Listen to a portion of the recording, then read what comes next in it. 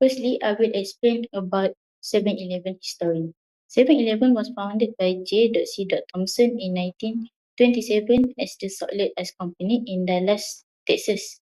Next, 7-Eleven Malaysia started as ice vendor. The company began offering milk, bread and eggs on Sundays and evening when grocery were closed. The first 7-Eleven store in Malaysia is in 1984 in Jalan Bukit Bintang, Kuala Lumpur. Mission 7-Eleven is constantly serve the changing needs of customers for their convenience, and value for 7-Eleven is to understand, simplify, solve and connect. Firstly, Now I will explain how the company made decisions regarding their capital structure and dividend policy. I will explain about capital structure management. First, objective of capital management. Maintain a strong credit standing and capital ratio. Ensure control leverage and manageable debt level to maximize shareholder wealth. 2. Gearing ratio monitoring. Target gearing ratio maximum of 1.80 times. 2023 recorded a negative gearing ratio which is negative 0.14 due to surplus cash, reflecting a strong cash flow and minimal debt reliance. 3. Adjustment to economic conditions. Scale down investment during a high interest rate period. Preserve cash and resource for a new opportunity and uncertain economic situation. 4. Capital allocation. Balance equity retention for reinvestment versus shareholder payout. Focus on deploying equity strategy based on growth, prospect, and market condition. Now we move to dividend policy management. 1. Maximize shareholder wealth. Prioritize shareholder value through a strategic dividend payment while maintaining liquidity for operation. 2. Regularity and stability. Emphasize consistent and increased dividend payment to the enhance investor confidence. 3. Balancing dividend payout and retention. Align dividend payout with the reinvestment need and profitability forecast. 4. Policy flexibility. Allow flexibility to reduce dividend in challenging economic period to sustain operation. Now we move to optimizing financial performance. 1. Cash flow management. Maintain substantial cash receipt to fund operation, debt repayment, and strategic initiative. 2. Debt reduction and leverage control. Minimize borrowing risk through stable loan repayment and reliance on surplus cash. 3. Strategic cost management. Control operating and administrative expense to improve margin and profitability. 4. Focus on financial ratio. Monitor key metrics like a gearing ratio, ROE, and liquidity ratio to guide financial decision. 5. Annual policy review. Regularly update capital management and dividend policy to align with the market condition and corporate goals. Factors that influence the capital structure of 7-Eleven Malaysia. The first one is operational needs. 7-Eleven Malaysia's operational needs play a pivotal role in its capital structure. For example, in 2023, the company expanded significantly by opening 130 new outlets, including 56 7-cafe stores, and upgrading 104 existing ones. This ambitious project required 737.4 million in financing through loans and credit. Additionally, they invested in logistics with a new distribution center, showing how debt can fund strategic growth initiatives efficiently. The second one is profitability and cash flow. Profitability is equally important with RM 257 million in operating cash flow and record revenue of RM 4.1 billion in 2023. The company effectively balanced growth and financial stability. Divesting its pharmaceutical segment added with RM 900 million to reserve, providing the flexibility to invest without taking on excessive debt. The third one is cost of capital. The cost of capital influenced their decision to prioritize debt over equity. Debt offers tax advantages and avoid ownership dilution, enabling a healthy debt to equity ratio of 0.43 times. Next, impact of economic condition. The first one is inflation and interest rate. Inflation and rising interest rates increased borrowing costs, but 7-Eleven Malaysia adapted by leveraging its strong cash flow and RM 900 million from its pharmaceutical divestment. With RM 799.5 million in reserve, they maintain liquidity while achieving 10.6% revenue growth. The second one is geopolitical instability. Geopolitical uncertainties highlight the importance of resilience. 7-Eleven strengthened its supply chains by building a new distribution center and strategically used RM 737.4 million in loans for growth while minimizing risk. The last one is post-pandemic adjustment. Post-pandemic consumer behavior prompted 7-Eleven to recalibrate. Investment in 7K performance and supply chains efficiency were financed through debt while keeping a management debt to ratio of 0.43 times. Next, comparative example. The first one is Top Glove Corporation Berhad. Top Glove reduced debt and focused on operational efficiency through its exit strategy, addressing declining demand while ensuring financial stability. Annual investment of RM 400 and 500 million were directed toward modernizing facilities. Next, Tenaga Nasional Berhad, TNB. TNB, on the other hand, prioritized green energy, issuing RM 10 billion in Sukuk to fund renewable projects. Their strategy aligned with Malaysia's energy transition roadmap, emphasizing sustainable development. Assalamualaikum. My name is Nurain Fathara binti Muhsin. Today I will be presenting on how 7-Eleven decide on their dividend policies. Dividends are important because they act as a signal of a company's financial health. Consistent and reliable dividends indicate that a company is stable and profitable, which reassure investors. They also offer immediate returns to shareholders, making it an attractive investment. At the same time, company must strike a balance between rewarding shareholders with dividends and retaining enough earnings to reinvest in the business, which is crucial for long-term growth. Several internal factors influence a company's dividend policy. First, profitability and cash flow are key consideration.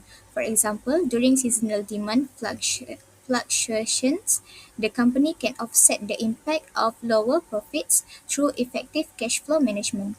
Another factor is the company's growth and expansion plans.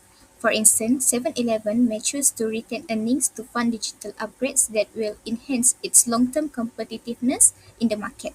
Capital structure and debt obligation also play a role. 7-Eleven, for instance, will prioritize paying down debt during financially tight periods to maintain financial stability. Shareholders' preferences are another factor.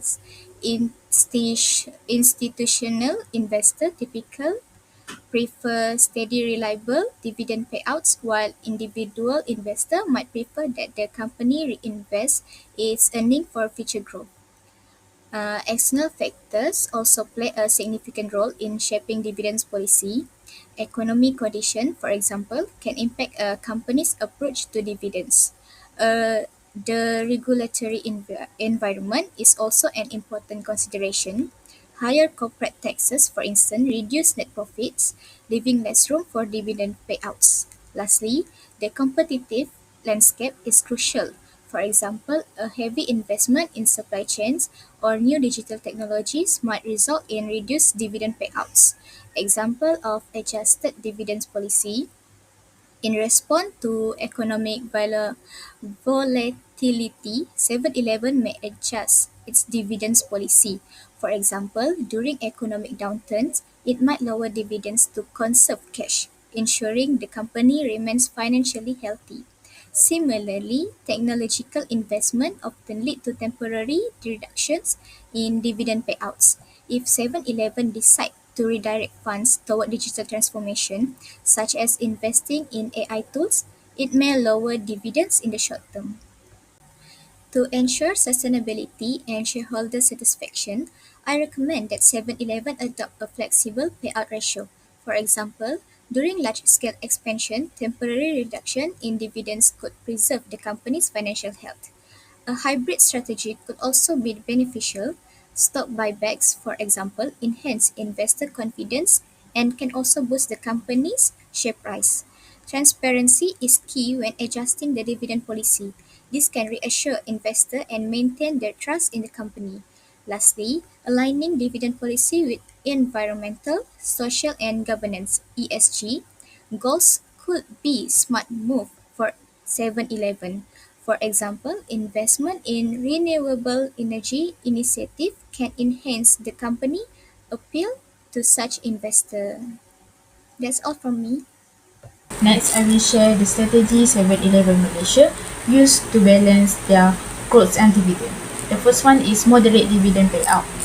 7-Eleven pays sustainable dividend to satisfy shareholder while reinvesting in goods, like opening new store and improving logistics.